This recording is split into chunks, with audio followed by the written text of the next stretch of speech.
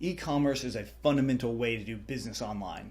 And it wasn't that long ago it took dozens, if not hundreds of people to build e-commerce sites that only one person could build today.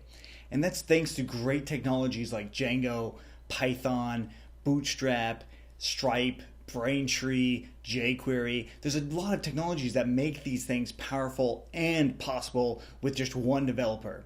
And what we're going to be doing in this series is going to teach you step by step on how to build your own e-commerce application.